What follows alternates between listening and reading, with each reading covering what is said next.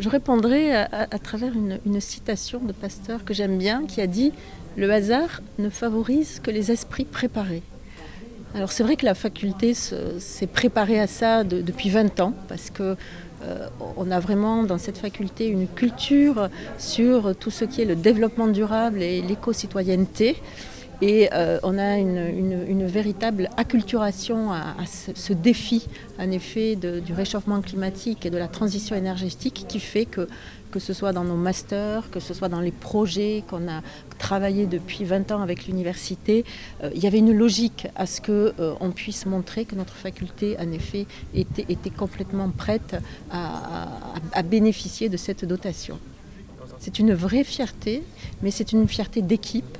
Parce que là aussi, c'est parce qu'il y a tout un ensemble d'équipes pédagogiques et de recherche qui sont investies qu'on va pouvoir, à l'échelle d'une faculté, bénéficier de ça.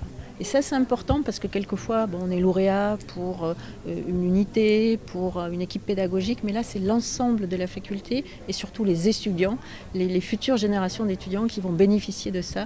Donc c'est pour ça que c'est vraiment quelque chose d'important et de collectif.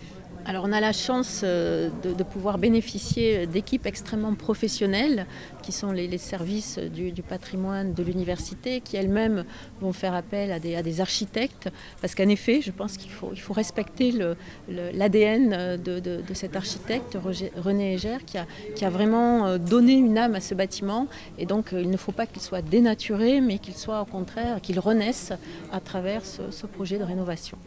Alors, ce que ça va transformer, bien évidemment, c'est le cadre de vie et de travail donc de nos personnels, de nos enseignants, de nos chercheurs, mais également de nos étudiants.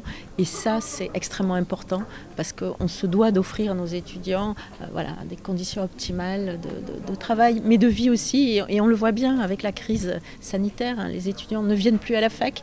Et il y a vraiment un décrochage étudiant qui est dû à cette perte de repères qu'ils retrouvent naturellement dans leur faculté.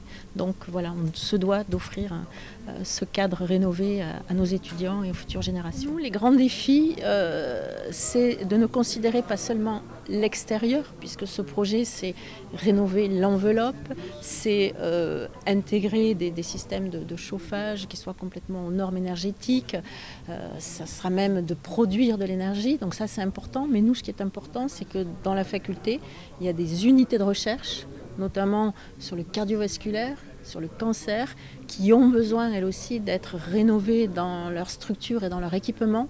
Donc nous avons inscrit ces projets dans le CPER également et nous comptons bien sur nos tutelles de également accompagner cette rénovation des unités parce que la recherche, c'est extrêmement compétitif. Vous l'avez vu avec la Covid.